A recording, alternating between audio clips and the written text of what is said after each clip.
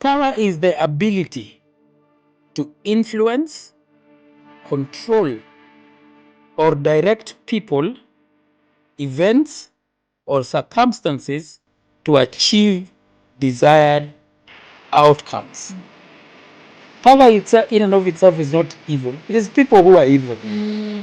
Power and money amplifies what you really are. This is the book that we're going to have a commentary on.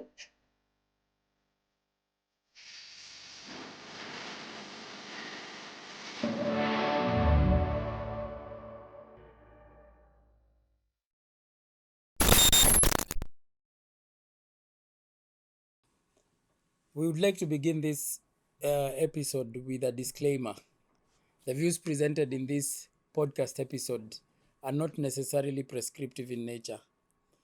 For those of us who believe in Jesus Christ like we do, we want to remind you that you have a duty to obey God's law. You have a duty to pick out from this podcast those things that build you spiritually or those things that are in line with God's word. But our endeavor is to provide an unbiased view or an unbiased commentary from the book The 48 Laws of Power by Robert Greene, and observe these laws as they have been presented in the book. Some of these laws may be disturbing, manipulative, and others may prescribe things that you do not hold on or that are not moral in nature. But like we have reminded you, it is your duty to obey God's law. It is your duty to follow the scriptures. Yes. Today we begin with a story from a guy called Phineas Taylor Barnum. Phineas Taylor Barnum was a master of courting attention. He lived in the USA in the periods the year 1810. And this guy, he was not born into a family that was wealthy, but he had one remarkable trait, and his trait was that he knew how to court attention. So what did this guy do? In 1842, he went and purchased the right to exhibit a lady by the name Joyce Heth, whom he claimed was 161 years old. So guys, knowing that there is a lady who is 161 years old, decided to flock into his museum and go and see her. So this lady sparked a lot of debate. There were guys who objected to the fact that they thought she was a little bit younger. Turns out the lady was 80 years old or 81 years old. But this guy, everyone was talking about T.P. Barnum. So when he discovered that guys were discovering that this lady was not really 161 years old, he decided to leak or he decided to start a rumor that she was actually not that age. She was actually younger than that. So what happened? Um, the crowds still continued to talk about this lady. They continued to talk about T.P. Barnum. So when people started to doubt him, that's when he planted a rumor that this lady was actually not that age. So unfortunately, the lady passed on, and he decided to stage an autopsy so that they can really try to determine how old this lady was. And they found out that she was really not 161 years. She was fake. From there, T.P. Barnum decided to become a little bit clever and founded another business idea where he built a museum. In that museum, he got the head of a monkey and he stitched it into the tail of a fish. And he started advertising for a mermaid, saying that there is a live mermaid that he can exhibit. And guys came and flocked there, and they started talking about this mermaid, talking about T.P. Barnum. Where did he get this mermaid? Where did he get this amazing creature? Scientists came and they tried to object to the fact that that was not a real mermaid, but all the same, TP Barnum was very comfortable with the fact that people were talking about him. By the way, the museum, he called his museum the Museum of Curiosity. And he displayed, he called it the Fiji, or the Fiji, Fee mermaid. And so everybody was flocking to his museum. In this process, he was making a lot of money during those times. So scientists mocked him, and then he discovered that his lies had been discovered. Then, unfortunately, again, he was a very unfortunate guy. His museum burnt. When the museum burnt, TP Barnum decided to rebuild and advertise the ashes of that museum. He created a spectacle about the ashes in this museum, and guys flocked to go and watch, to go and see these ashes, and paid him. And in the process, TP Barnum became very, very wealthy. He again launched a circus, and he promoted it with wild posters where he claimed the greatest show on earth. And the public could not look away, and he did not stop until he was one of the richest entertainers of his era. For P.T. Barnum, it didn't matter whether the show was boring or the show was interesting. The fact that everyone was talking about T.P. Barnum was making his day. And so, yes, this is a guy who liked attention. He courted attention at all costs. To him, publicity was publicity, regardless of whether it was negative or positive. In 18, TP Barnum anafaa aitwe Kamau. TP Kamau. Why? Kamaus and Jugunas know how to create businesses out of anything. Yeah, Mozokinju is everywhere. They can sell you air. Everything. You can buy air. Oh, you will buy. Ushaona hizi businesses that ask for transport. Oh! We do. Kwa zile ma-pickup. Yeah, we've definitely seen those. Now this is law 6. The law is got attention at all costs. Everything is judged by its appearance. What is unseen counts for nothing. Never let yourself get lost in the crowd, then or buried in oblivion. Stand out. Be conspicuous at all costs.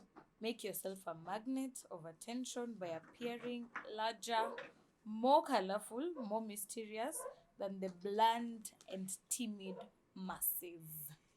Stand out. Stand out. Hebu jitokeze. Unakumbuka hiyo advertisement? Jionyeshe. Simama. How do you know that? How do you know that? And I'm not a kid. child.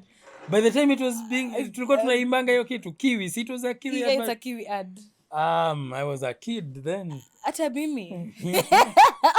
Labda nilikuwa nisikiliza nikikuwa kwa tummy. Wewe ulisikiza kama imeisha fashion. Yeah, by the way, I think. Ulikuta ikiisha. I think so. It was a big deal when I was in primary school. A serious big deal. Primary school. That is in the years, let's talk about 90, 98, 97. Oh, hata sikuwa nimetoka. No, every time the schools were opening, ilikuwa the biggest advertisement. Yeah. You know, TV then was really big. Sad for TV today. TV is a bit dead. I know. Then it was very big. It was. Yeah. It was. So Barnum, I like thinking of this law when it comes to matters professionalism and career. I think it fits best in that way, because now that is mdomo yako ndio itakulisha. Yeah, how you advertise yourself and how you position yourself in certain places will determine the kind of doors that you're going to open. So when I was reading this law about Barnum, I was like, this guy he has really mastered it. But now he was quoting attention for the wrong for the right reasons, but now it's lies. It's from lies. Exactly. Kudanganya si vibaya. According to him, any attention, any publicity was publicity. That's marketing. That's like a law in marketing. Exactly. They tell you no publicity is bad publicity. People, for him, his philosophy was, I'd rather everyone is talking about me, even from the negative sense Yeah. than no one talking about him. You're just someone who no one knows. Yes, his No biggest one danger. cares. As long as guys were talking about him, he was making That's money. okay. No, he was making money. Oh. As long as people are talking about him, you see, he comes, gets an old lady who is 80 years old. Like And you then can be able to he's tell. 161. Then he begins a story that this lady is 161 years And old. it's George Washington's nurse. Anadanganya alikuwa nurse wa George Washington. Yes. That was such a So lie. everyone who would not want, I would really pay to go and see a 161 year Yeah. old. You know, if you look at a 60-year-old right now, It's already old. they are old. Yeah, you are trying Wrinkled. to look at them. They are grandparents right now. Yeah. So imagine 106. That's like 3 times. 3 times. 3 times that age. Yeah. And he is so courageous, Njuguna, that he's advertising this lady with a bold face. Straight face. And then lying to you. Yes, and then scientists wanna come, guys are everyone is talking about it. You know, I'd also be curious. Yes. 161. You can imagine if it was now, there would be several podcasts I that know. could discuss that. Yeah. Alafu niulize, kwani watu wako wanajua mtu wako 161 alikuwa na No, kazi? you see, this guy, it didn't matter. He didn't care. It did not matter because Publicity. for him, ilikuwa you come and see a Kujeni 161. muone. As long as you pay, imagine, Kenya has like 51 million people. Yeah. These shows that guys do on stadiums are about, let's say, max 50K Yeah. in attendance. So imagine if you went and displayed a lady at Nyayo Nyayo. Stadium, and then guys paid Like 200 bob. 50,000. Yes, Maybe just No, 200. it's at 1,000. 1,000. 50,000 guys came to watch this young lady. It doesn't matter whether it was true or not. Bro, The guy is rich after that show. That reminds me, I think growing up, easy show, ulikuwa nasikia, kuna place walikuwa naeka mami, no nalipishwa 20 bob. I am saying this and I'm not proud of it, but I've never been to those Nairobi show and all of that. Yes. But hizo ndo story tulikuwa Zilikuwa tunaletewa. zinawekwa mermaid. Ati wanaeka mermaid ni mtu na amewekwa sijui kwa wanamvalisha basin or costume ya something. samaki. Imagine. Like, I mean. But you They're see, not that dumb. after TP Barnum, Yeah. after displaying this lady, and he knew exactly that guys would discover, after the show, Another guys thing. still talked about the show. Yeah. About how much he's a liar. Yeah, About, how we've been scammed. yes, we've been scammed. Everyone. Imagine at our time, everyone would be talking about it. It would be all over social media. So you'll be all over the country. 160. So to him, Everyone will know your name. yes, then he discovers that, nimejulikana. Okay. So like the Njogona he is. Back to the drawing board. Yes, like the Njogona he is. He decides to start a rumor.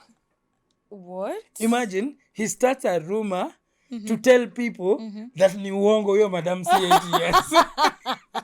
He starts a rumor against himself. So now, the rumor picks up.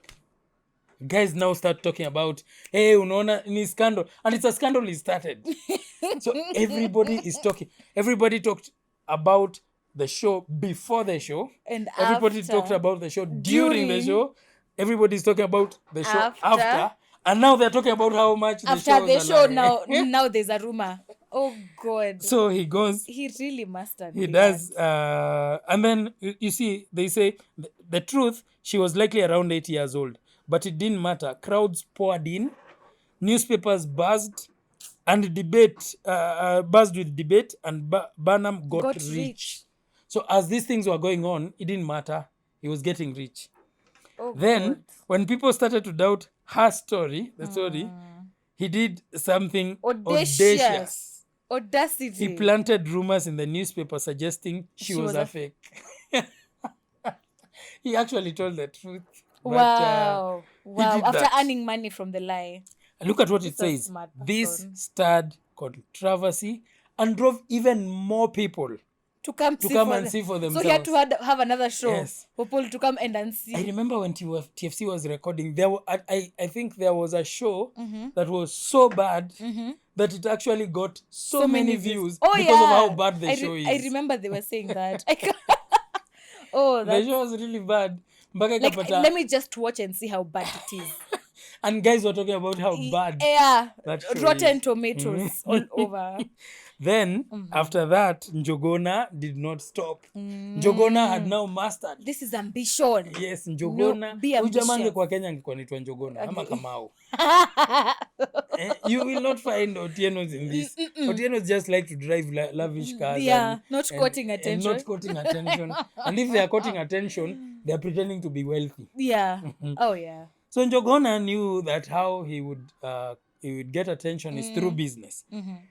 I might get attention as I earn. Yeah. Yeah. Rather than just getting that attention. Might as well get something from it. I might as well be earning money. Yeah. As people are talking about me. So he founded a museum of curiosities. Now this one. Now, Barnum, we should have a sit down. I think when we meet, when we all die, this is some of the people. Let's tu nijue tu Barnum. Barnum. A museum of curiosities. Yo. Exotic animals and optical illusion. Enyewe alikuwa anasema ukweli. So this genius goes and kills a monkey, goes and gets fish, cuts the head of the monkey and sews it to the tail of the fish. Na waambie njooni muone mermaids. It doesn't matter whether it is alive or dead. Let me tell you, Mana, the extent to which this man wanted this attention. Yeah. Hey. Huyu alikasikia. Quoting at all costs. Yes. At all costs. Yeye alikuwa tu ile ukweli at all costs. And he was calling it a Fiji mermaid. Fiji mermaid. He even created a name for it. Even a name, yes. There is nothing like that. Jamani creative. But inaitwa Fiji mermaid. Creativity mbaya. And look at what it says. A grotesque fake mermaid. It is so grotesque and fake. It made by stitching monkey's head to a fish tail.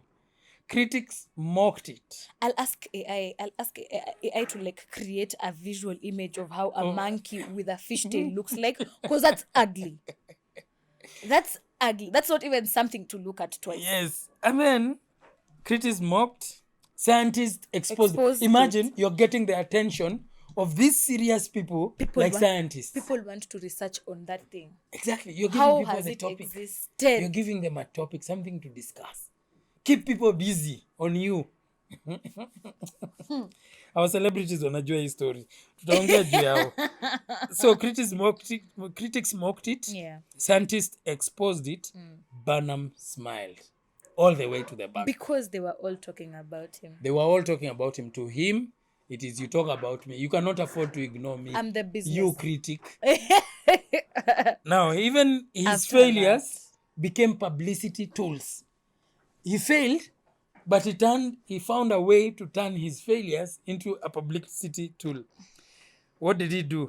When his museum burned down, he rebuilt it and advertised the ashes. Njuguna, hata wewe pia umeenda too much. Njuguna, if you are listening to me, you are going too far. This is too far. Ashes. You're advertising ashes. Yes. Come on. As what? Come and see ashes. A museum from where they had a mermaid. A mystical creature. A Fiji mermaid. Alafu imeban. Now the ashes are like sacred. Na unaweza kuta watu walinunua hizo ashes. Hizi jabarations hazijaanza juzi. We, kumbe maskam pyramid. You know, oh God. This is 1810. Have we all fallen victim of pyramids? Hii ni kama ile ya macho inaitwa nini? Si Bitcoin. Ile ya macho ilikuwa inaitwa nini ile? No, ile ya macho yenyewe. Ndio hiyo ni Worldcoin. Worldcoin. Yeah, Worldcoin unaenda unafanywa biometrics hivi. Alafu unapatwa ni 5,000 ama 7,000. Yes. Caught attention. Oh God. Now finally, so he rebuilt the museum. Yeah. And he advertised the ashes. So guys will go and see the ashes of this relic. Yeah. Yeah, the creatures, exotic creatures. So then he launched a circus. He promoted it with wild posters and outrageous claims like the greatest show on earth. The public couldn't look away, and he didn't stop until he was one of the richest entertainers of his era. He got very powerful. He started agendas. That is what our celebrities do. Problem is, there is another law that says, in victory, know when to stop. Okay. In victory, know when to stop. As you are chasing clout, as Barnum was doing, when you are chasing clout, there gets to a point when people have discovered you. Don't you see celebrities unaona tu ukisikia ka scandal unajua kuna wimbo inakama. Yeah, waliachana, you know. The wife even moved out of the house. Yes, they unfollowed each other. Yeah, they unfollowed each other. Akimwacha Kidogo tu kidogo collabo. Yes, there's a music coming. Kidogo kidogo they are pregnant. Now, the problem with our guys, Yeah. they don't understand when to stop because it cuts across so many other laws. There's another law that says your reputation is everything. Guard it. Guard it with your life. With your life. When you don't know when to stop, Yeah. and when you don't know how to guard your reputation, then that reputation that you're trying to present is what is going to be tagged on you permanently. Now, whenever you try to chase clout and try to get people talking about you, they now start mocking you. Yeah. They start mocking you. You don't make as much as you would have made. Yeah. So this guy knew when to stop. He didn't go that far. Our celebrities, especially in this country, don't know when to stop. They When don't. something works, we are very, like I told you, we are creatures of habit. And we like to repeat and repeat and repeat. We get lazy very quickly. Yep. We don't like to reason. So ukifanya kakitu ka succeed tu kidogo, Nivo. unajua ndio hiyo trend. That's the trend now. Yeah, Cloud Chasers International. And it's even sad because now you invite for these people who are in the public space. It's even worse for them because now they're attracting people to investigate your lives. Exactly. Just for that clout. Yeah. Now that you've said you've not you and your wife have separated, now this wife, is she dating, is she the kids, how are they living, all of that, Exactly. and it's not a healthy way, but I know attention is addictive. I don't know, but I've had Attention it is addictive. It is definitely kama addictive. Barnum ile tu anataka tu watu wamuongelele. So he went to where he did things so that people can just his Exactly. name is on people's mouths. Yes. So you can imagine when someone is not talking about you, you'll be like, Sasa, I need to come up with something. yeah, who else are they talking Yeah. about if it's not me? Yeah, and sometimes we lack a lot of creativity. Yeah. Like you see this attention of people are getting attention because of their height. Height. People You're talking about are getting attention. Let's to you stop because giving of- them airtime, yeah. please. They I cannot just- earn money. If people are earning money from heights, let me earn. I'm short. People give me short jokes. Every single place I go, let me also earn money from my height. Your fun is short-lived.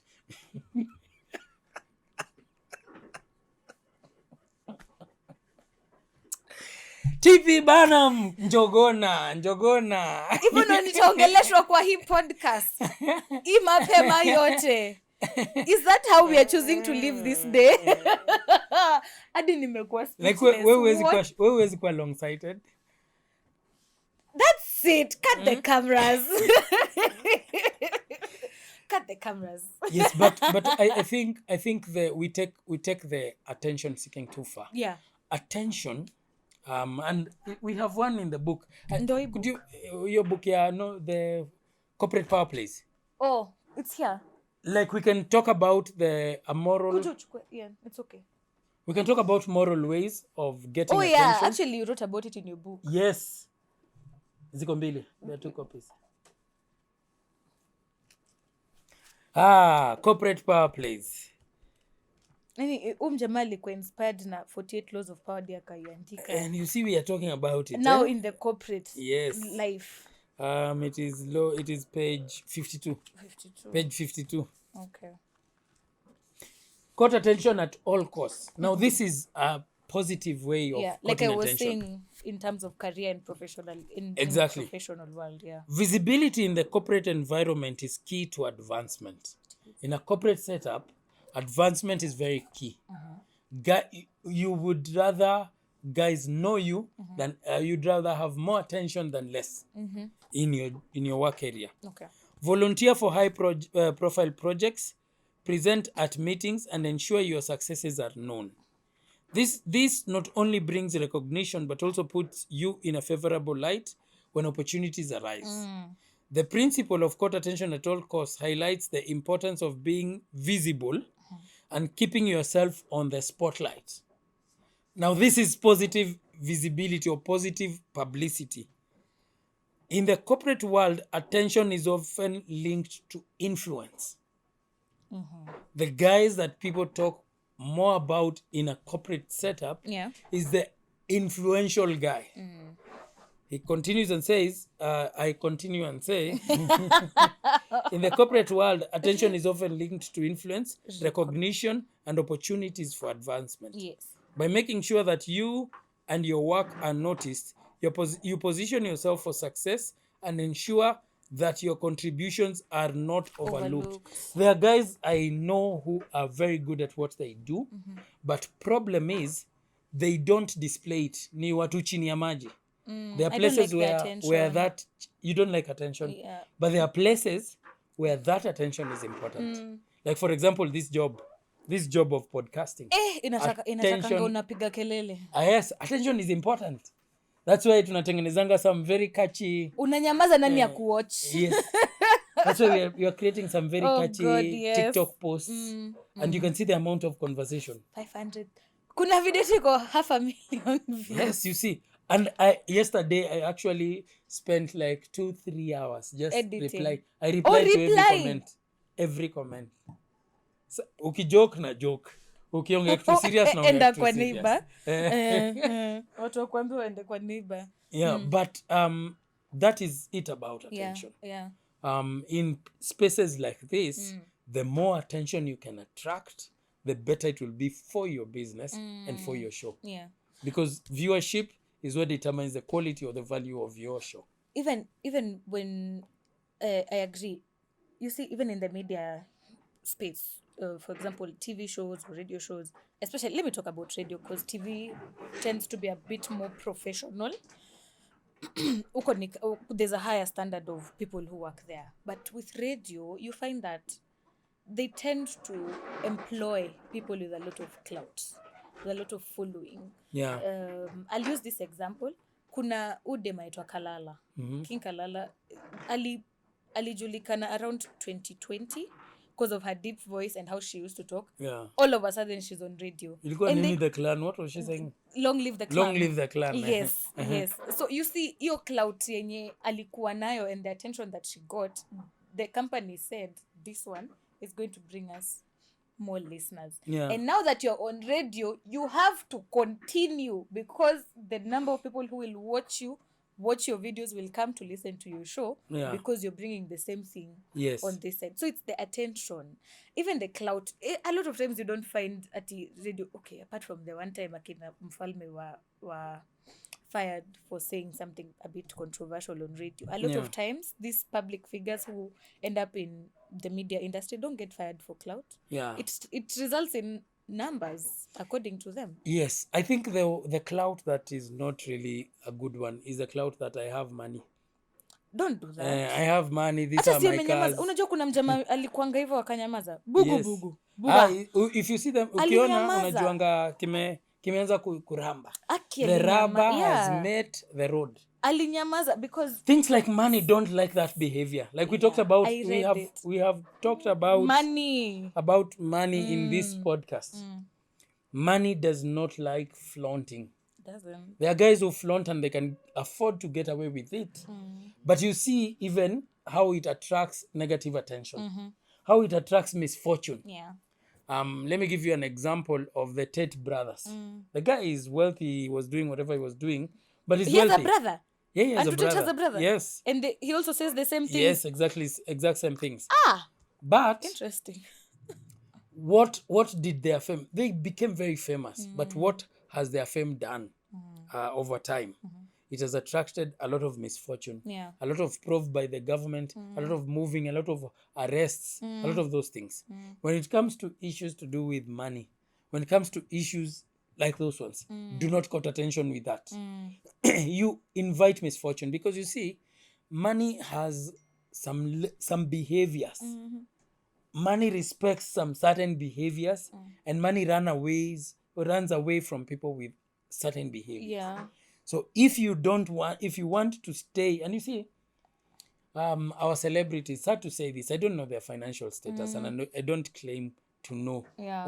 or even interested to know. Yeah. I don't think it interests me that you're a millionaire. It does not interest me because it doesn't add any value to my life. It's okay, you can afford that car. Yes. Or not. Maybe umeichukua kwa rental. Now you're telling us it's... Hata ukuwa umeichukua, hata ukuwa umeibuy genuinely, We really don't care. it doesn't really concern me. I don't think At all. I value you more when I see you have Or bought a less. new car, or less. Yeah. Because I don't know you. I'm not associated with you. So to seek attention from such stuff is, especially in an economy where majority of the young people are suffering, Poor. where poverty is rampant, Yeah. where guys cannot, we have 60% unemployment. To start flaunting at, I have this Mercedes Benz, I have this, it's actually very shallow attention seeking. True. What it drives people to envy. As it is driving people to envy, I believe that the older you grow, the richer you are supposed to be. True. If you're growing less rich as you feel grow older. old, then, my friend, you are sliding into something we call oblivion. Yeah. Because if you are a billionaire or a millionaire at 25 years old, you should be a multi-millionaire By the at time you're 30. 30. Yeah. You should continue and become a billionaire in your 40s. But what do we see with celebrities? They are very rich when they are starting out. 20. When they get that clout, Yeah. they start buying cars. This. Ni God Do you know manze. they disappear? They do. Name we can, but we don't want to name Yeah, them let's- because let's they're not not that name important. They're not. If you check them right now, those that were flaunting things, you find them less richer. Yeah, less richer. The money is going down. Then mnakutana na yeye after 10 years, ameisha kabisa. Money does not like those behaviors. Haipendi. That's true. Caught attention using your skills. Others try to court attention using some very foolish controversies. You bring people in your show to start insulting each other. It draws attention. It brings attention. I think some of these things are usually staged. Yeah. At somebody just popped up. You cannot pop up in this studio. There's a lot of security before you get. And now imagine a concert. Yes. Now imagine someone out of the blue has just come to your concert to abuse you. So they try Stop to it, get guys to John. talk about it. I think that is very short lived. Yeah. It's a very short. It can have a very short lifespan. You'd rather caught attention by being very good at what you do. Yeah. Because that is long term. As people get to discover you, they follow you more. But this is unfollow each other. Sijui, this one wished another one up. I see some people who are supposed to be very wealthy, very big brains, do very stupid stuff on the internet. Yeah. In the name of attention. There's... Even politicians. Yeah. Politicians are going to do TikTok video God. instead of creating policies that help us. Don't even... There's a lady, a politician, ananunuanga gari I think every single month. And then akuja pa akituambia haters. Why would you want to... Listen, do you know that's our money, madam? You're buying your cars and you're telling us haters. We hate you because when it comes to this quoting attention, no, it comes there's something I've seen the first months of this year. There's someone I follow on, and I don't think they'll get to watch this video. But when we started the year, they were at less than 1,000 followers. Then their posts started becoming a bit more sexual. The girl is putting herself out there. Allah. They're putting themselves out there. Do you know right now the lady has, I think, about 50,000. Or no, I don't think imefika 50, but her following has really increased. Now it's translating to her views in music. Translating to, she's a musician. Yes, she's a musician. But ilifanya, because I know her personally. Oh, you know her I know her personally. And I was just like, if you had just believed in your music, released it, people would have loved it because it's good music. Yeah. But now the extent she went to putting her body Out there. and all of that, because I know a large following of all those tens of thousands of people following her are men. Mm-hmm. Of course. I told you men are visual. Of course. Men just like what they see. So now, just believe in your craft, man. You don't have to. Yes. Put That much attention is a little bit negative. These people forget that we will grow old. We will desire to The have internet doesn't children. forget. You'll not have any moral authority to talk to your kids, tell them to be decent. Yeah. When you are out here showing us your body. I have your videos, I have your photos, I Yeah. have everything. Like evidence iko kwa they, karatasi. they are very short-sighted. Oh God. They think that posting videos of yourself naked, they don't care about the consequences in the future. And you see, these things come to bite you. You have to pay. You have to pay for it. Because when I have talked to young people, and I can say this, I've talked to young people who have, for lack of a better way to put it, gone astray. And when I sit down maybe with a young lady and I'm asking her, why are you causing a lot of grief to your parent? One lady told me that my mother is worse than me. I have learned these behaviors from my mother. Oh God. Because you're telling me that I am sleeping around with boys. When I come to our house, my mom is always bringing different men. It's a different man. Yes, Almost I'm every always single night. introduced to a different father. I am always seeing her bringing men who are coming to sleep with her in our house. So that's what she woman, picked. yes, that woman loses moral authority over their Even kids. advice. So our young celebrities who are 25, you'll not be 20, between 20 and 25 forever. You have to understand that there gets to a time in your life when you will desire maybe even a public office, when life will change and guys will judge you based on your videos. They will judge you, they will dismiss you. You get into depression because you start wondering, why are people looking at me In a different. you are the one who was presenting that particular demeanor, that particular picture of yourself. When you objectify yourself, it's like these ladies who dress very suggestively. Skimpy. And then Skimpy they start clothes. complaining that men are Oh, catcalling. men. Listen, girl. If you Mi kwanza hakuna kitu nachukia kama wasichana kusema ati I'm wearing it for me. no, it's not for you. Ati I'm wearing It's it for attention. to feel cute. That's a lie. It's not for you. And I Try okay, it one doesn't day. welcome a guy to touch you in a certain way. Yeah. But it will welcome eyes. It will. No, it attracts creeps. A lot of Yeah, creeps. if you want to attract Don't creeps, do that. If you want to bring Don't out, do it. if you want to, I can tell you for a fact, Vaa vizuri. a masculine man. Nimeanza kuongea kama Gachagua. It's okay. I'm an honest I'm man. an honest man. A masculine man will not show seriousness to a lady who likes to display themselves as a sexual object. The people they attract are creeps. And the creeps will give them that attention. Yeah. You will never find a masculine man on social media. Hey, you look bit. No. Just check. Do an example. Yeah. I do this. Go to social media of these people who always display their bodies and all that. Na tunawajua ni Rather wewe. than another celebrity who is their friend acknowledging that they are good bodies, I usually go to those posts, comments, and I go to the profiles of each and every man who comments. And sometimes, many of the times, I say, I know why he is commenting. You will not find a masculine man. Like, if I have a girlfriend, I would not allow her to do those things. She wouldn't do them. Nguo iko huku juu. No, she wouldn't do that. Na mgongo iko wazi. She wouldn't do that. It is, my friend, you dress decently or you leave. Or I leave you. Let's value our bodies. Yes, so if Let's attract the if right you kind. do things a certain way, you attract. Ni kama tu Because pia hiyo attracting a story certain level ya kina of John Falme, they were cancelled. Yeah. But when you look at what they were, I don't want to revive that story. Yeah. Anyway, let me just. Acha tuachane tu na hiyo story because it's also controversial. I agree with what you're about to say. let's Sometimes when we we revisit that conversation hata si tutakuwa cancelled, yes, sometimes but publicity is publicity, right? no.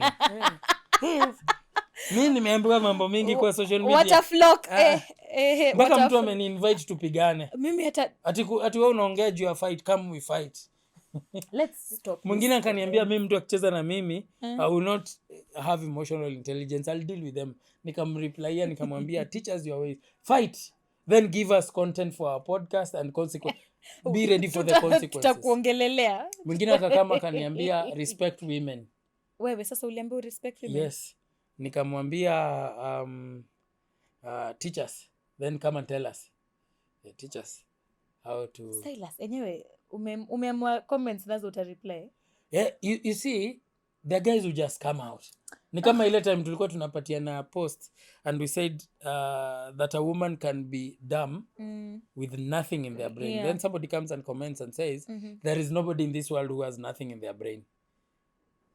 I actually commented and told him that in English there is something we call figure of speech.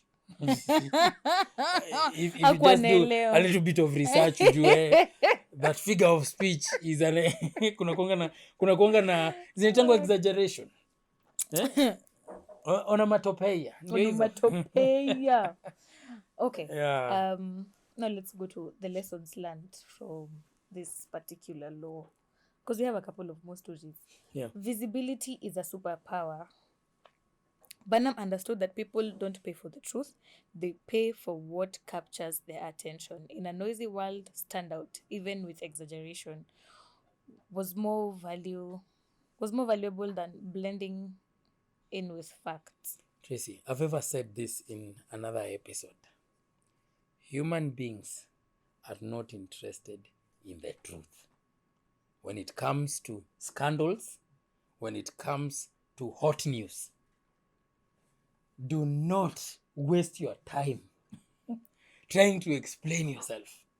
Telling people, oh, it was not like this, it was like this, unless you are in a court of law, unless you have been called to defend yourself in a place where defending yourself really matters. To say the truth and nothing but the Nothing but the truth.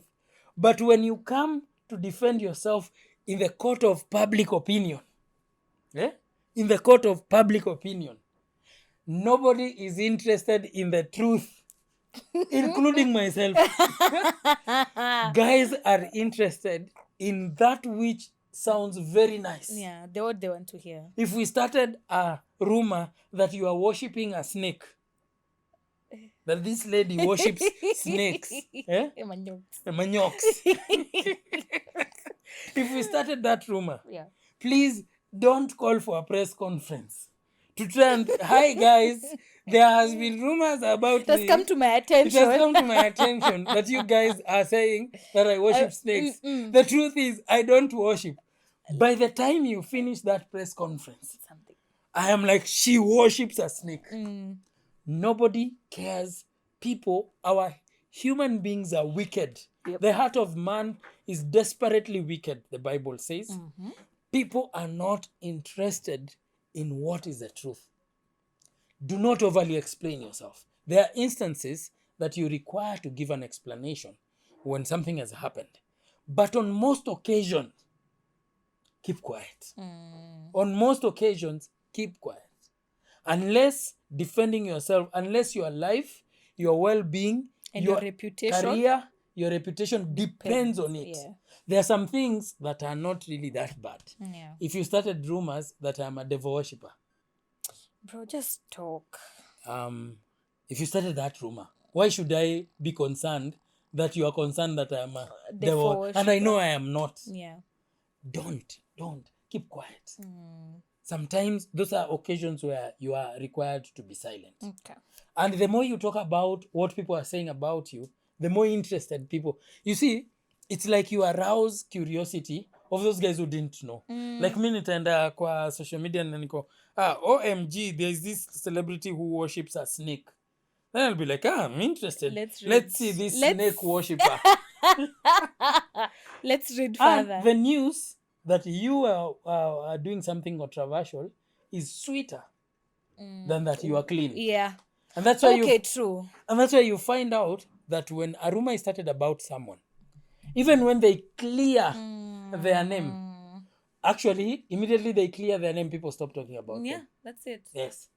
And it That's is not really cleared. They will be well known for that. So don't overly explain yourself. Wachana nayo. Controversy equals currency. He stirred up criticism on purpose because he knew controversy keeps your name in the spotlight. As long as people are talking, you stay relevant. This is why influencers, keyword, influencers, politicians, and public often leak Their own scandals. Yes. I happen to know a few celebrities. Yes, I happen to know a few of them. Yeah. I don't take those photos. Me Oh my god! chilling with this I'm celebrity. such a huge fan. No. Chilling with Broski. Starstruck. I stopped being starstruck kitambo. But there are some who tell me, but they do not believe most of the things you see on social media. Most of the things you see on social media. Nakwambia 80% inakuanga kiki. Ni kiki. Huh? Mikiki. There's this guy who said, whenever you see a camera, ni kipindi. If you just see a camera pointing at you, ni kipindi. How is it that you are asleep and you're filming how you wake up? Bro. And you try to convince us that nimeamka tu. I woke up like this. Na kulikuwa kuna lighting. Adi unaenda unafungua. Oh my god. Adi kamera inakufuata ukienda kufungua. Unayon. Mpaka unayon. Sauti ni clear. Oh god. Umevaa mpaka ile mic hapa. Na umeamka. Ati waking up with your favorite celebrity, waking up with Otieno. You see, listen, whenever you see a camera, ni kipindi. True. Whenever you see a camera, ni kipindi. That's the truth of the matter. Ask Kasmul. Na unapenda huyu boy, itabidi tumtafute. Anaweza kuja kidogo tu. Tumtafute. Ama tafute mse, anakanga ni mse mshort. Tafute mse height yake wapigane. Let's organize a match for Kasmuel and some other guy from another political party. Kwa another political party. Murata ni mkubwa atamchapa. Murata ni mkubwa atamchapa. Ni mrefu. Are we encouraging violence? No. We are just pity banaming. Quoting attention at all costs. That's what we are trying to do. We are trying to get your attention. So hapa amesema, as long as people are talking, you stay relevant. And I think that is something that is big, especially in this industry that we are in. Yeah, Kiki. This media industry, people launch businesses. Did you see someone launching a business? We thought it's a wedding. Kumbe it's a... You didn't see that? Or the one that celebrities come dressing in some funny stuff. Yes, and then now they launched their own business. And me as the attendee, I didn't know that I'm coming to launch a business. I thought I'm coming for a super mega event. That guy has he should get a medal with. Anajua kufua. No, they know how to cut attention. Yeah. You can imagine that I am surprising you with a house. I am surprising you with a brabas. And then you act surprised. And you cry. And you cry in every video. Like, I want her tears. Yeah. When I grew up. This is theater. I want her tears. And then you see, the problem is, some young people get so much pressure.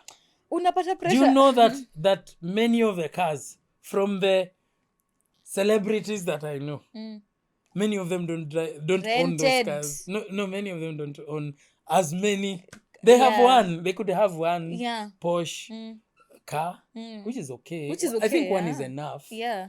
You don't need 3. Yeah, they could have one that is Porsche, but when they display for you 6, they're also advertising. I have friends who sell cars. No, I have friends who sell cars. They're advertising a certain company. No, they are selling cars. Oh, really? Yes. Hapa Kiambu Road.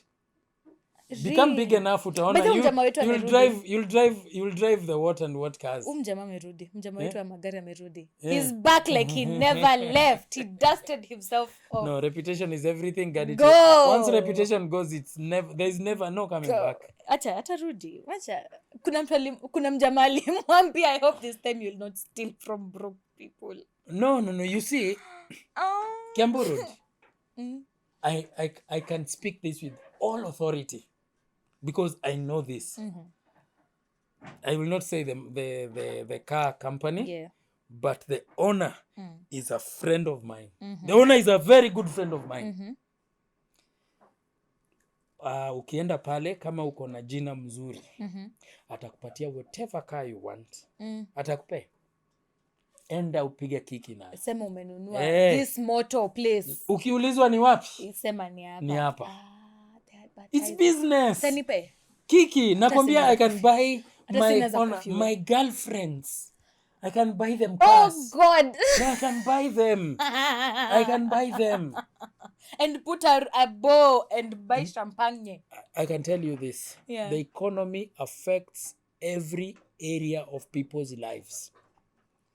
When the economy is bad, rich people feel it the most. You know that? Rich people feel it the most. And actually, wealthy people feel the economy the most. Because they're the ones who own factories. They're the ones who own industries. Yeah. They're the ones who are affected by these tax laws. So they visit the effect on their employees and on their products. Yeah. And then finally their products become expensive. This young man who anatoa wimbo, akona 1 million views kwa wimbo, cannot give you that money. I will guarantee you, it doesn't matter. Do you know how many songs you have to sing? How many, and you can see even these celebrities don't only depend on the singing. The shows actually are a big part. Yeah. The shows are a big part. Yeah. You sing, you get a hit song, then you're invited for shows. The tours abroad is the things that pay them. Yeah. And you find wale wajanja, they open businesses. So this guy who just sits around, we never know what they are doing. And they are always with bundles of money. Kipindi. Or they're doing something illegal. And most of the time, it's usually something illegal. Laundry mat. Let me not say that, but I've met some laundry people. You've met... All press is good press if you control the narrative. Yeah. Barnum didn't fear bad publicity. He weaponized it. Modern examples include celebrities who accidentally leak their music or star X beefs before an album drop. They've learned from Barnum. They have learned from Barnum. They've gone to the school of P.T. Barnum. Barnum University. Yes. There's a way you can use negative publicity, but I wouldn't advocate to have negative publicity. It's usually short-lived. It creates, and I can tell you one, it creates a lot of violence against you.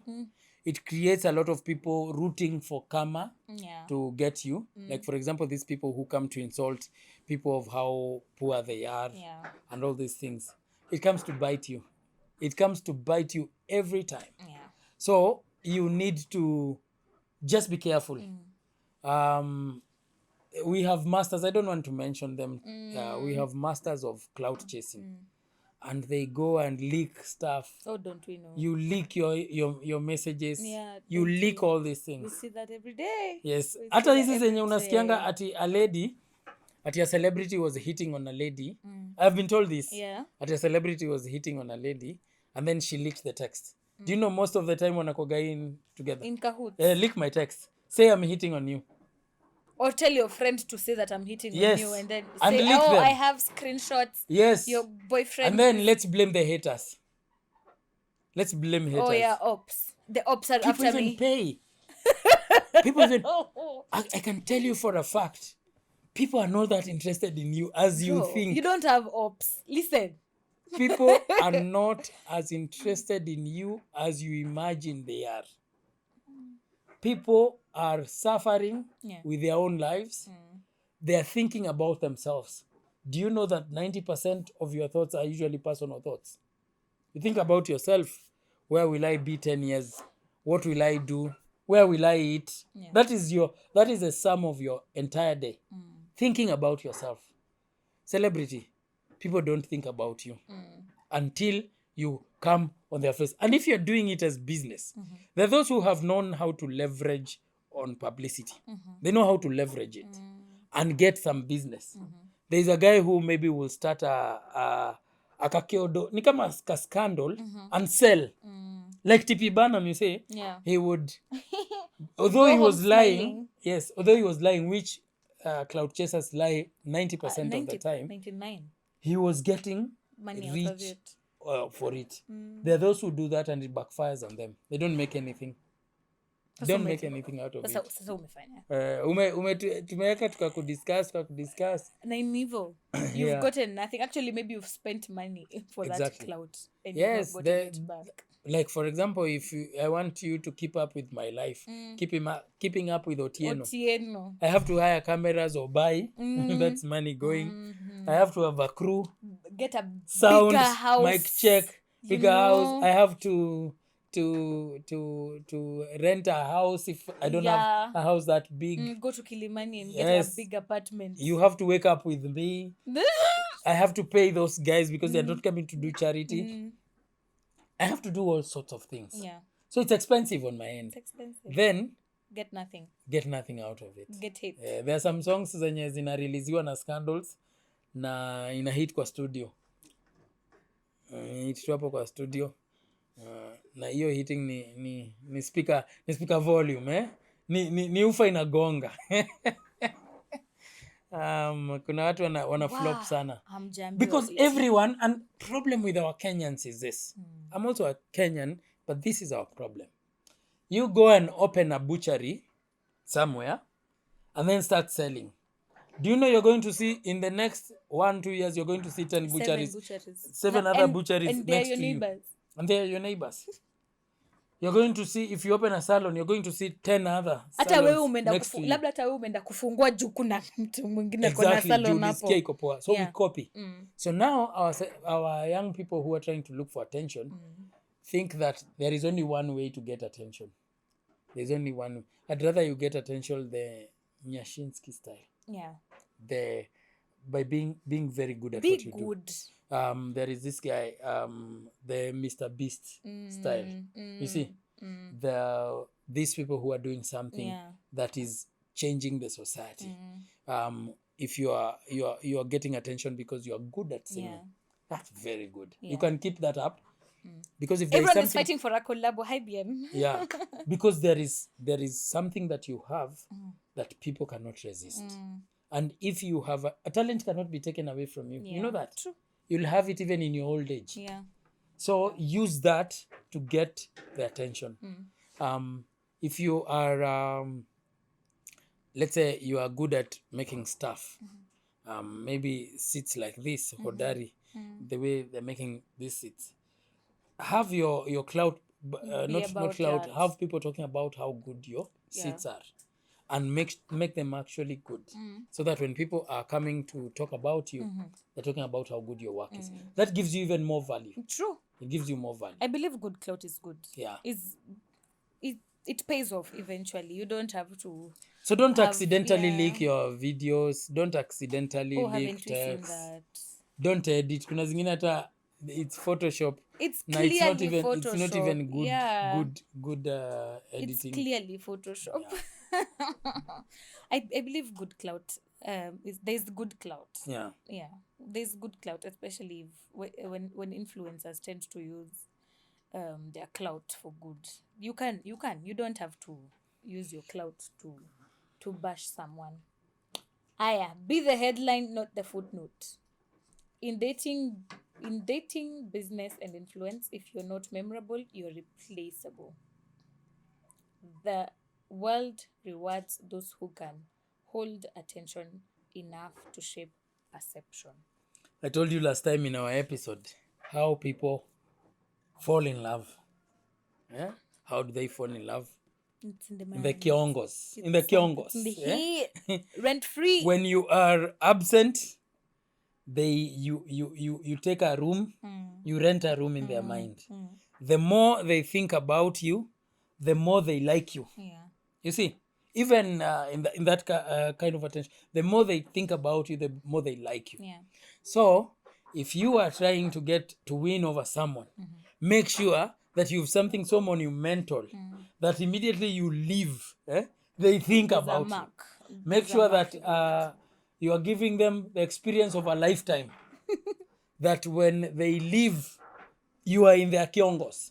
If you stay there, they will love you. True. That is the same in business. People are talking about you. Do you know there's some business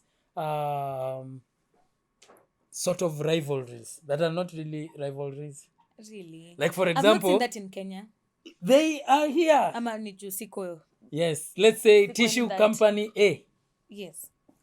creates tissues that are branded tissue A, tissue B, tissue C.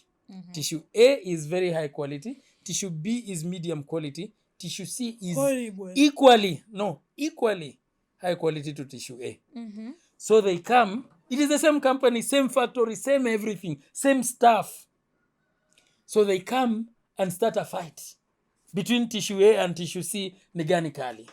They even start bashing tissue C. Same company. They start bashing tissue C. And they bash them. And it's the they same- say, we are not like those others. So you, because we are emotional people, kiodo emotions zinaanza kukua, stand up. Yeah. How are you fighting my tissue? So now we start aligning ourselves. Yeah. Mi ni mtu wa tissue A. Mimi ni mtu wa tissue C. And we start buying. You buy A, you buy C, the same company benefits. Oh God. And you see they go head to head to head. Their sales skyrocket. Yeah. I can tell you for a fact, there is a tissue company here in Kenya that makes like 4 brands of tissues. Really? Same company, same CEO, same. Oh God. Zinatoka the same place, same make. Alafu unapata maybe kuna difference ya ka 100 or 50 Color, shillings. no, it is color, Package. Okay, the branding. packaging is Yes, different. packaging is different. Pricing is also a bit Pricing different. is a bit different. Yeah. You see, or they present it. See, they have created the 3. They present it in terms of class. Yeah. This is for high class. Oh God. This is for Medu. This is for the stranglers. Yeah. Unauziwa Hao ndo 15 hapa. bob. Yes. Either way, you're buying from the same company. company. So the Otieno who is a middle level, maybe a middle level manager. Yeah. Anasema mimi siwezi tumia tissue. See? Hizi ni vitu Below my standards. zimetengenezwa huko kwa streets. Omera. I don't use things za streets. They belong to the streets. Yeah.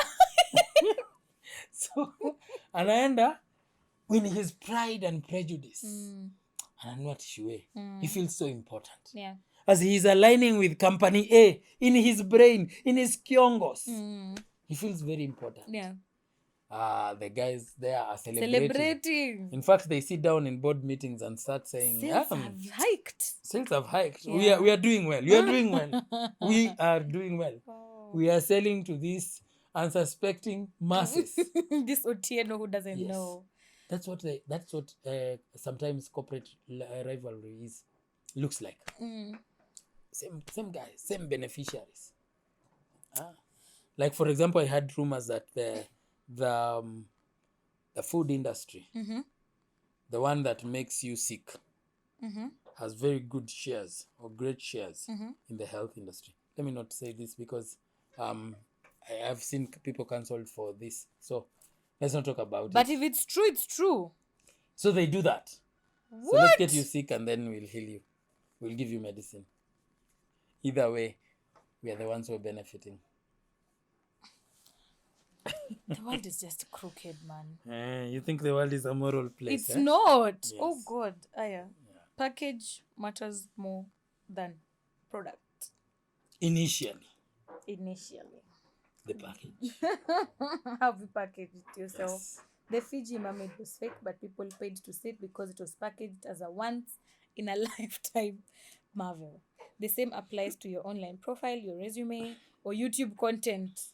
Presentation is power. Yeah. Presentation is power because guys identify fast. Before anyone knows you. Yes. When tunasemanga the first impression is the last impression. Yes. How people will perceive you at first when you meet with them determines a lot about how far you would go with them or how they will treat you. Do you know people are usually treated differently? Yeah. When I walk into places with my topper and t-shirt and jeans, the guys will think I'm not a very important person. You're not a director anyway. You're just a chill guy. just a chill You're guy just a here. guy, unemployed maybe. Yes, I can running a few imagine we go to a place, I'm dressed like this, and we are with my staff, Yeah. and they're in suits. Oh, God. And they're given better Hao ndo treatment. watapatiwa vitu. Watu wa suti kaeni inside. Kama watu wa Nairobi Others, wanatosha. others. Enda huko nyuma, enda kwa ile tent, ile table ya huko nyuma. Hawajui ni wewe unalipa hizo mishahara. Sometimes people perceive you that way. And that's why there's some meetings when I go to, I will not put on like this. Not because I think it's wrong. Me, I go to our meetings like this. This is his everyday outfit. Yes, this is my everyday outfit. People don't take me seriously sometimes. But then they don't take. There's a lady from the government. She came to my office. So I was not there. So I was called by the staff and told me that there's someone here who's here to see you. I asked, who is this? And it's a lady from the government. Yeah. I know. From the government, maybe ni tax, maybe ni nini, this very important issue. So I tell this lady, open my office and then make her comfortable. Yeah. Get her anything she wants. So I come in and find the lady seated there. And she looks at me with such madharau. I think she thought I was just one of the staff members who has Or come. a guy who has also come to see the director. She looked at me from Ile toe to kukusize. head. Yeah, Alini like yake was very, It was evident. she was an old lady. She didn't hide it. She didn't hide it. She was not doing it by mistake. And so she saw me. So I came in. I went to the shelf. I picked some papers. She was looking at me like this. I greeted her. That's when she started sizing me. She was looking at me. Nikasikia tu embarrassment na anger. Nilikuwa nasikia tu kumuuliza kwa nini unaniangalia hivyo. So I went and sat at my desk and she was a bit conflicted. And, yes, she was so conflicted that she told me. I was expecting a very big guy with a huge tummy coming to feel and a suit. You mean you are the guy? Yes, I am the guy. So unanyenyekea. Nilibidi nyenyekea juu asha destroy my self esteem. No. That was so wrong. You government lady. You Stop it. Yes, so but in other places you go, I can't go to a presidential function like this. I can't go to a big corporate meeting like this. That is when you're going yourself, to send deals. I can't go to pitch deals and proposals and whatnot. like this. No, but it depends on what kind of deal. If it is a media gig, that doesn't matter. But kwanza ukivaa suti ndo watu wanaweza kuangalia kwa sasa. Why you being serious? Yes. Yeah. So it matters, that perception. And it brings attention. Because I see when you meet someone, do you know you size them up? You size them up. You check, you look at their watch, you look at their shoes, you look at their belt. Because I was told, also, I don't know how true this, that the wealth of a man or the value of a man is looked at by the belt na shoes. So nilikuwa naambiwa na a lady, it was a lady who was telling me, you best have good, nice shoes and a good belt. People don't care about your t-shirt or your trouser. Zinavaliwa za 80,000. Na saa za 3 million. Na saa za 3 million na taxes zetu. Kuna mtu anavaa saa ya 3 million. 3 mic. Si mtupatie tununue kamera zingine. Zetu si mbaya lakini mtupatie tu. Niliona hata shati ya 180 something G's. Ngwizi. And you know the worst bit? It doesn't even look good on him. Wait, enyewe. Nobody would tell. Shati ya 100,000 and you still look bad in it. Sisi watu wawadhi. Unajua sisi ni wale wase wawadhi. Yeah. Unaingianga geko shuko 5 am. Ukikuwa na 5,000 uko kwa rive. Okay, ati 5,000 t-shirt ni 30 bob. Mimi kama madam, kama 30 shillings unaenda unaipiga pasi na kwa kamera. Inakuwa kamera. Huyu amevaa 100 Louis Vuitton. Na bado anakaa vibaya. Maze. Strategic deception versus ethical lines. Raise the tension. How far is too far in pursuing attention? Can one remain principled and still apply this law? Yes, you can. The answer is emphatic you yes. You can stay principled and maintain the law of courting attention by making sure that the things that draw attention to yourself are things that build people up.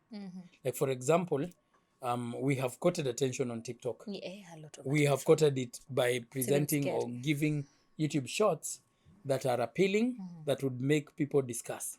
I have seen confessions. Men are going through stuff. I I've seen kuna inbox nimeona nika delete. uongo. Aki, a man just came into my inbox. Uli delete. So No, it was graphic na nijua utaona. Nikasema usione hizi mambo zitakuwa Thank you for saving me.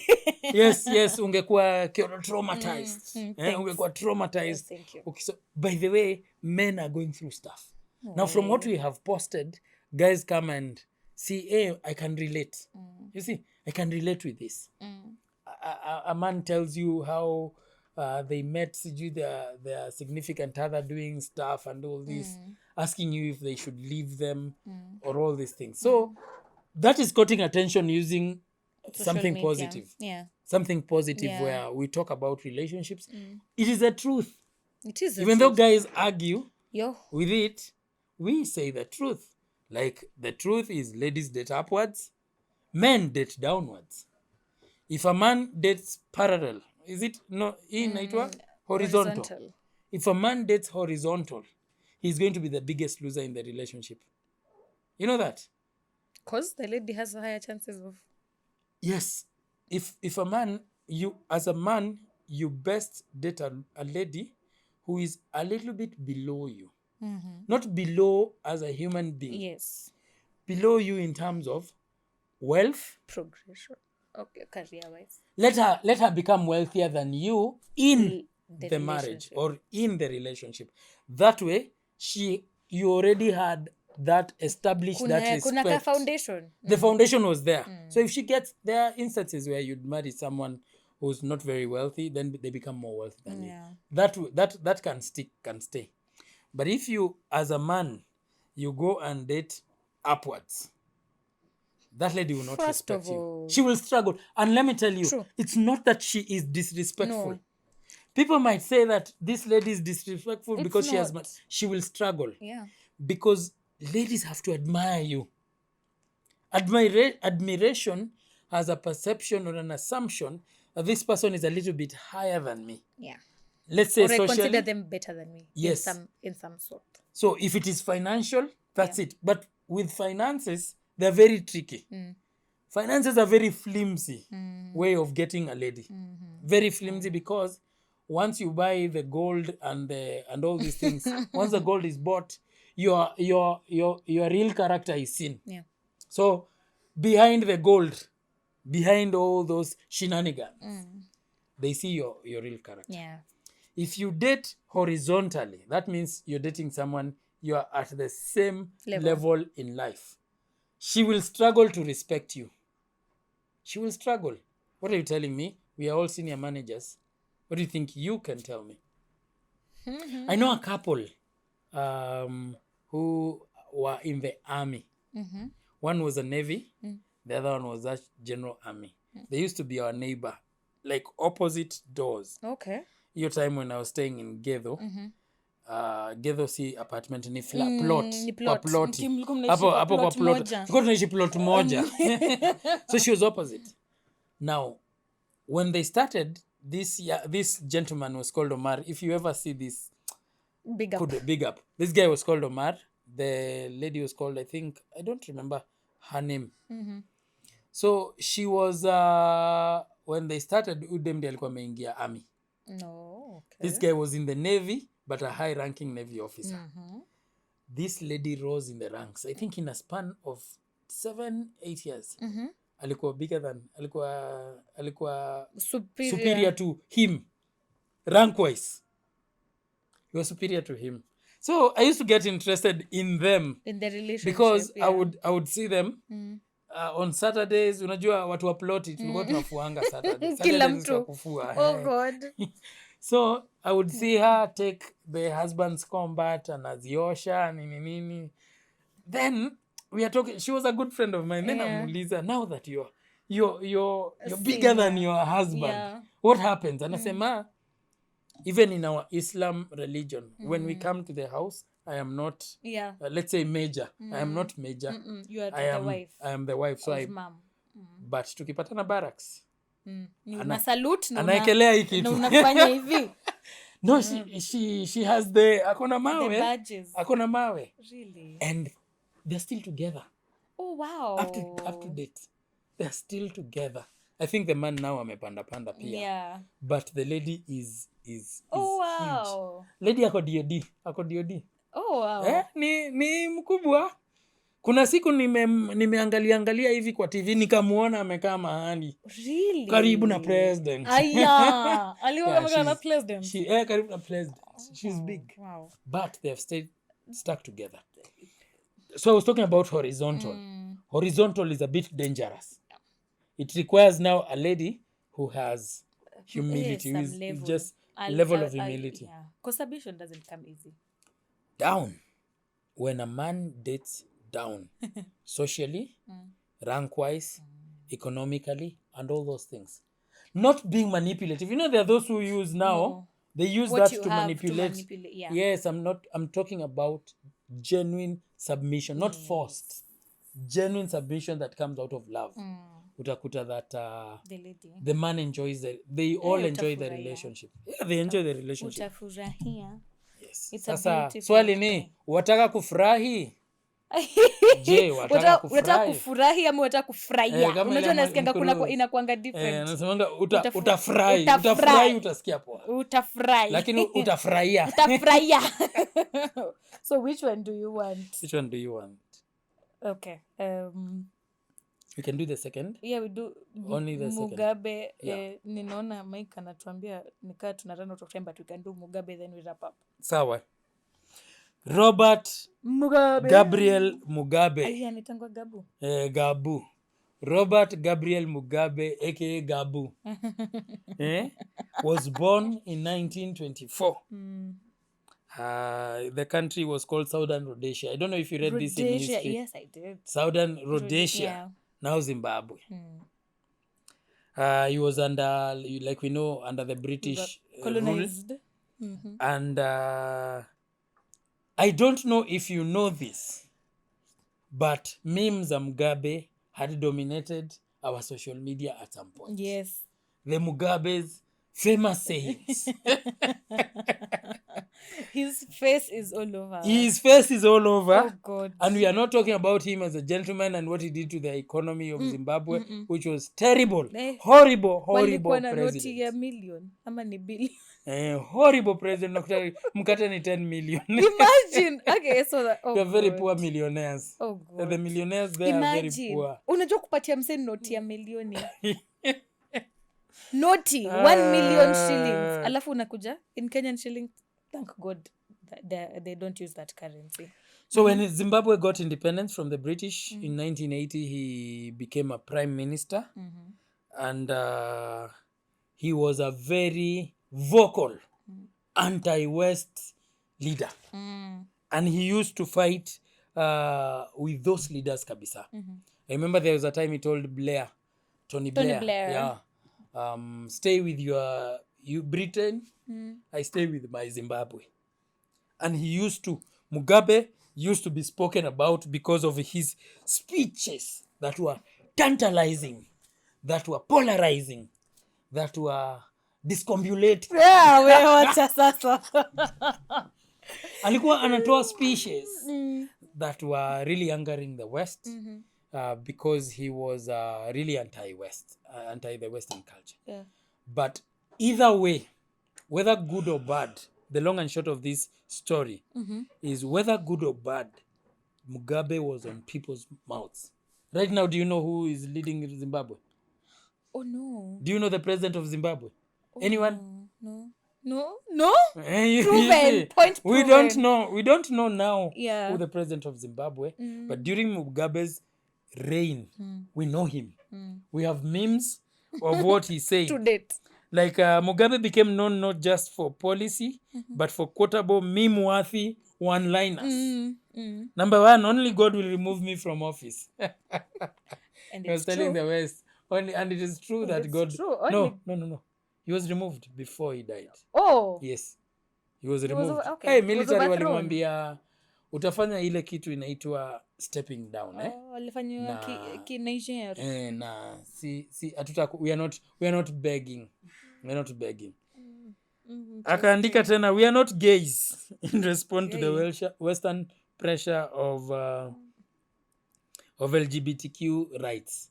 We are not gays. Yes. Where are you Akasema, akaambia Blair, keep your England, I will keep my Zimbabwe. So he had those phrases. And by the way, they were not jokes. Those were his actual phrases. Kana England mimi kana Zimbabwe. Those were his actual phrases. Nitenda tutafute kadhaa tuzione zile hebu tutafutie moja Mugabe's famous quotes. But Mugabe knew the art of cutting attention. The world was speaking about him. Yeah. He really angered the West that they kept him in his mouth. People don't know where Zimbabwe is in the map in Africa. You know Wazungus, by the way, they think that Africa is one country. Yeah, and the capital city is just South Africa or Kenya. Yeah, South Africa and Depends Nairobi. on who you're asking. And Nairobi. Yeah. Or Egypt. There's someone, like every single time you listen to a white person speak about Africa. They think it's a country like the States.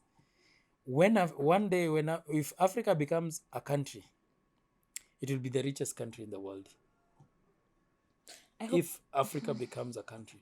That's the truth. We control resources that if inakuwa superpower. I have a boss of mine who was telling me, he asked me, Silas, do you know what the golden rule is? So I come there with the biblical definition of the golden rule and I'm like, let me answer this. Unajua hadi unajitayarisha kujibu hiyo swali. Ambia the golden rule is do to people what you would have them do to you. Yes. Do unto you. Kwanza natumia hiyo ya KJV. As a good Christian. Yeah. Akaniambia you are right biblically. But the real golden rule is he who has the gold rules or makes the rules. He who has the gold makes the rules. So akaniambia jifundishe kunyamaza, you have no gold. Oh no. You have no gold, so you will follow my rules. You will follow my rules. In the long and short of what he was telling me is shut up and follow my rules. Shut up, young man. Niliwekwa in my place na nikakubali. So the golden rule. Yeah. Pole jo. Yes. Okay. Sikusikia poa hadi saa hii sisikii vizuri na ndio maana naiongea kwa podcast. Ukiniona nimeleta kitu hapa kwa podcast imenisumbua. Wow. But the podcasters huingiliwa sana. Si tunaenda kulisema mavitu nyingi. Sasa tunaona kama nimetaja Omar. But Omar ukiona hiki tu akinipigia simu. I would love to come and visit you wherever you are and see what rank you have now. But I have seen your wife. I have seen your wife karibu na president. Somewhere. Wako sawa. In the higher echelons of power. But I've not seen you, so you must be bado chini yake. Continue, maintain that position. Ama si department yake. No, you see rank is rank. Nasikianga a sergeant is a sergeant. Oh. Yeah, nasikianga hivyo. Okay. See ati, I don't know, maybe guys who are in the army can tell us. But nasikia a sergeant in the Navy is still a sergeant even when these other people you see them. Yeah. Like so ukiangalia even those aide de camp or presidents. They come from either the Navy, the Army, and the Air Force. Okay. So you see like President Ruto likes the Navy because they are, those ones in white are from Navy. Yeah. By the way, yeah. Okay. Lessons. Attention is power even in isolation. Mugabe lost economic stability and global favor, but he never lost relevance. He understood that the one who dominates headlines often controls perception. This was just wrong. Yeah. It was wrong for the country. Yeah, the country suffered because of him. Alisema mimi mtaniongelea. Bora mnaniongelea. Hata kama tuko na manoti za 10 million mtaniongelea. Oh, crooked. Craft your persona. Mugabe didn't just rule Zimbabwe. He became a symbol of liberation, of African resistance, and even of arrogance. Symbol of arrogance. Like be arrogant like Mugabe. His signature look, black suit, red tie and glasses, raised fists, became iconic. Style matters, image matters, identity matters. And that's where this out of personal branding come in. Yes. They tell you dress in a certain way, talk in a certain way. Exactly. Even sitting. Yes. Dress in certain colors because once you see a certain color, it will be associated with you. it's a lot, but you do get to see. I can tell you, The in importance. even in boardroom politics, powers play there a lot. Really? Like when I get to the boardroom setup, I am a different person. If you see me there, utasema huyu ni ataenda tu Kenya National Theatre. Because you are script. then again you see, and when you go to a place and you see the person in charge and you ask them a question, they take like 2 minutes to They they keep just quiet. pause and look at you. Yeah. They speak slowly. Those are power moves. They speak slowly. Deliver your message faster. Yes, and they sit a certain way. Like if you notice, I sit a certain specific way. It is something I've taught myself. I don't just sit. You teach yourself these things. Yeah. So you create your own persona. You create your persona by how you speak, by how you present yourself, by how you dress. Yeah. Dressing is important. Very important. Don't think that it is not important. One day McCuban was asked by Robert Hajavec, our Shark Tank. They asked McCuban, why do you come to these meetings in t-shirts? He said, because I can. I have earned the right to tell people what to wear. I don't care. So you dress nicely because Yeah, I'll tell you how to dress. yeah. I'll tell it's a persona. It's a power play. Wow. Yeah. Okay. My boss dresses in two colors. Great. He has a black t-shirts, gray pants. And he told me he has like 40 of them. Oi, ukiingia Yeah. ukiingia You will kwa always see closet, him same thing. when and aka blue jeans. Anakuanga na ka jeans ka blue kamoja.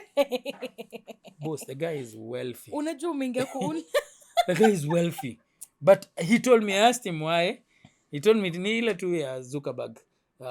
He told me that he hates trying to sit down and decide what to it's to put stressful, on. honestly. Imagine I have those problems Yeah. of looking at what do I wear? Unashindwa How we do I viatu. match the colors? Kwanza we viatu. Viatu unashinda gosa ni vai gani How do I match the from colors? the 300 pairs. Yes, so I think ndanunua tu viatu za white zote, trouser ya black, t-shirt ya green na topa ya black zote. That's it. That's it. Topa uongo. Matopa re. Controversy can be a weapon. While other leaders played safe, Mugabe thrived in conflict. Sanctions, criticism, and Western condemnation only gave him more fuel. He spun every attack into a narrative of resistance. Yeah, though this greatly costed his country. You know, sometimes, did. It was and so we'll talk sad. about a law that now speaks negatively about his leadership style. Know your opponent. Do not offend the wrong person. I think we've done that. We've done that law, yeah. Do not offend the wrong person. We agreed or not, believe it or not, the West is the superpower. The West have the resources. The golden rule applies. So do not go down trying to fight with them. Choose your battles wisely. Part of being wise, part of wisdom is one of the greatest mark of wisdom is a person who knows how to choose their battles. Don't fight everything and everyone. There are people you cannot afford to fight right now. Yeah. Get yourself to a certain level to earn the right to fight them. You go for a behemoth. Okay? You go after a behemoth. You die. You go after someone very big. Become big fast. Yeah. Then go after them. Yeah. Ndio maana hata in boxing, we have weight categories. We have lightweight, featherweight, we have heavyweight. You cannot put Difference ya lightweight na featherweight ni? like the name suggests. Feather is just ni komsi komsa. And then light is okay. Yes, light and kidogo, then heavy is zinaenda heavy. then heavy. You see, you cannot put a lightweight to fight with a heavyweight. It's disadvantageous, yes. Atagongwa ngumi ya kichwa, kiongozi ishie. So you fight with your weight class. So choose your battles. Yeah. So this is where he went wrong. Yeah. But they were still talking about him. Imagine. And yeah. Control the narrative or become it. Mugabe framed himself as a victim of imperialism rather than the architect of failure. He knew that if you don't tell him your own story, someone else. Exactly. This is Oh very God, important. yeah, that is so true. If you don't tell your story, someone If you else will. don't tell your story, someone else will tell it for you. Oh God, yeah. Tell your own story. Have one Oh. trait Yeah. that defines you. Like I told you, Tracy, Mm-hmm. you can have the trait that you're the best podcaster. Yeah. You ask very relevant questions. You do your job very well. You have a good work ethic. Mm-hmm. When that defines you, you're the one who is creating the narrative rather than people creating it for you. When people create a narrative for you, you are limited to their biases and you have to submit to their biases. They others will look at the negative of you. So make sure that you're the one who's creating what people are saying about yourself. That way you will stick in the map. Yeah. And wewe ndio determine what you want to show people. You show them what you want them to see. There are people, cloud chasers, they show us a certain area.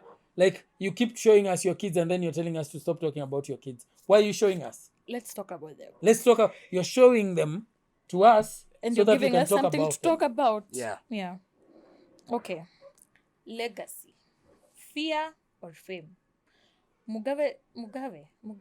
Mugabe, Jesus, why am I saying Mugabe? Mugabe leaves behind a controversial legacy. Hero to some, villain to others. But one thing is sure, he will not be forgotten, for better or worse. He courted attention with all costs. Yeah. Attention is good if it is put to good use. The more people talk about you, the more powerful you become. You become people who start agendas, Yeah. who can craft agendas. So for him, I wouldn't court attention that much. I don't like it. I have seen guys asking on TikTok, who is this guy? Who is this guy? Who be this guy? Niliona hiyo kitu. Who be Huyo this? naenda kureply nimwambie just a guy. I'm just a chill guy. Yeah. I'm usually afraid of that much attention. Yeah. I'm afraid of that much attention. It comes. But for podcast reasons, inabidi tu. tuendelee tu. Kwanza unafaa kufungua komiti ya boys club. Nitafungua maybe. Niliona mwingine alikuja kwa show yangu akatag Kibe. Namwambia Kibe, here is another one like you. Hebu imagine.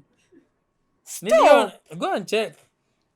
Unajua mimi sisomangi comments. I saw comments unless Enda usome. Yeah. You should think about it. Let's see. Mimi nasemanga In a few years, because as you said, there's a crisis. There's a crisis in masculinity. There's a masculine. I think they'll learn a lot. Yeah. They'll learn a lot. Anyway, parting shot, you can still be principled and court attention. Yeah.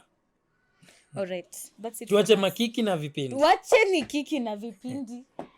Court attention, but be principled. Yeah. Haya, tuonaneni TikTok. Bye bye.